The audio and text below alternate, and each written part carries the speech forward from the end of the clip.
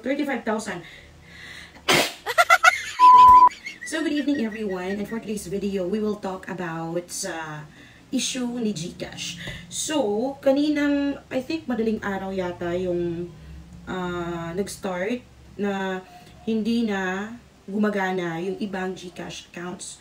So, kaninang hapon, I think, i-review ko ha. Kaninang hapon kasi nag-post si GCash ng advisory. Pero bago siya nag-post, ang dadami ng mga nagpo-post sa Facebook regarding sa GCash nila na automatically nagla-log out or hindi nila ma-open, sorry yung nakalagay. So, yun, pagputok ng issue guys, I think nasa Salta pa ako or nasa morning program pa ako kanina.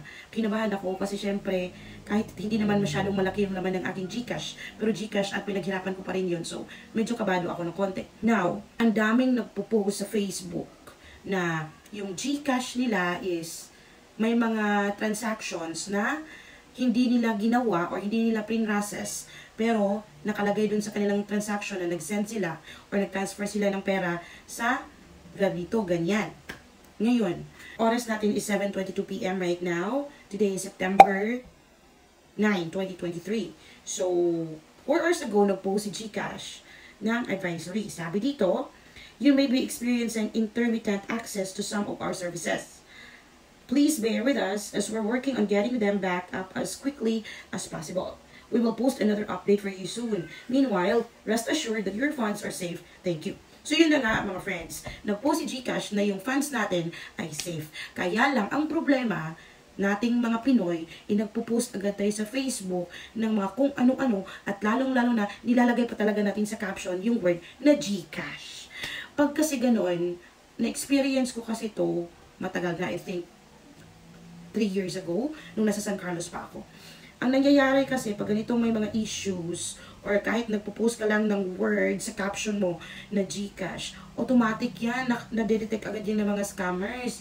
So pag tingin ng mga scammer, pag tinap sa search bar, GCash, tapos pag search, nakita doon na ikaw namumblema ka sa GCash account mo, doon sila magko-comment or magbibigay ng link or any na mga ways nila para ma-access yung iyong account.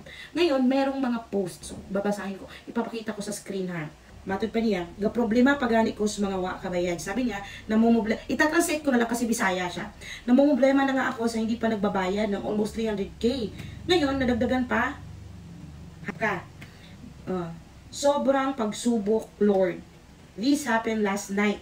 So, sa sobrang nagpagmamadali niya na ma-open yung kanyang GCash, kasi nga daw is i-release na yung kanyang paluwagan. So, naniwala siya sa isang scammer. Sabi niya, ang bobo-bobo niya dahil hindi naman pala nag-PPM si GCash. So, bale, chinat lang siya through Messenger. So, ang nangyari, kasi may nag-PM sa kanya, binigay niya yung kanyang OTP or one-time password sa GCash, which is yung ating 4-digit na numbers pagka-open ng GCash. Tapos, GCash Concern Help. May Messenger pa talaga ha. So guys, wala talagang Messenger si GCash. Ba't kayo nagpapaniwala? Pero hindi ko siya masisisi dahil isa din ako sa mga naging biktima ng GCash. Kaya nga lang mga friends, yung sa akin, hindi siya nag-PM through Gmail. Nag-email lang sa akin. So meron pang isang post dito. Sabi dito, spread awareness. Mag-amo ni Permi ang gawi ni GCash. Paano maging convenient? Kaya puro nyo na lang ginakaon-unod sa GCash namin. So, lagi nyo na lang kinakain yung laman ng GCash namin. Matod pa, there were 6 different transactions amounting to 35,501 pesos that occurred between 12:30 to 1 p.m. And I never received any notifications between those hours that I have sent any funds to those fraudsters. These were unauthorized transactions. So, hindi siya aware na may ganitong mga transaction. So now, sasabihin ko sa inyo kung paano din ako na-scam ni GCash. So I think last 3 years ago, na-scam din ako ni GCash. And I think, medyo malaki-laki yung na-scam sa akin. Galing pa talaga ako sa simbahan noong mga time na yun. Pumunta akong Sagay para bumisita sa isa sa mga sikat na simbahan doon. Pagka uwi ko, na-scam agad ako. Parang napakalaking pagsubok ni Lord talaga yun. At ilang taon bago ako naka-move on sa funds na nanakaw sa akin. At sa totoo lang, hindi naman talaga kasalanan ni GCash yun. Kasalanan ko kasi tanga ako. Ang nangyari kasi, merong email ako na na-receive through Gmail na connected sa aking GCash at sabi na kailangan daw i-update ko yung aking account kasi pag hindi ko daw gagawin yung pag-update sa aking GCash account ay ma-deactivate yung aking GCash account. So, sa aking pag-aakala na totoong GCash account yung na-message sa akin, pinrasis ko yung mga links na binigay sa akin nung nag-email kasi yung nag-email is GCash something customers, something like that. So, akala ko talaga si GCash talaga yun. Yun na nga lang.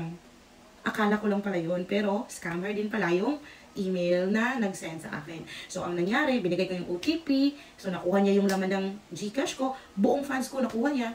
So, after that, hindi ko na ma-open ang aking account. So, ang ginawa ko, tumawag ako sa GCash customer hotline. Ang sabi nila, bakit ko daw binigay yung OTP? Kasi, lagi daw nilang sinasabi na wag nating ibigay ang ating mga OTP kahit kanino. Yun na. Doon ko na-realize na sobrang mali at sobrang tanga ko talaga na binigay ko yung aking GCash OTP PIN or OTP. So, wala akong ibang ginawa, umiyak na umiyak, hanggang sa ngayon, hindi ko pa siya lubusang nakakalimutan. Kaya ngayon, maingat na ako sa mga emails na nare-receive ko kasi kahit email mo, maraming mag-i-email ng mga scammers.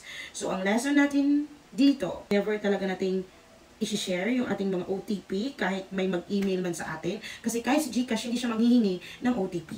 At saka, never tayong magkiklik ng mga links na sinisend through Messenger or email or any other platforms na hindi tayo sigurado. Maging maingat para iwas scam. So ngayon, okay na yung aking GCash. Oras is 7:30 PM. And okay na siya. Nakita ko na yung funds ko. Wala namang nabawas. And I hope yung iba, especially yung may mga transactions na unauthorized, sana mabalik yung mga pera nyo. Yun lang yung ating content for today. And thank you so much for watching. My name is DJ Lala. Good evening.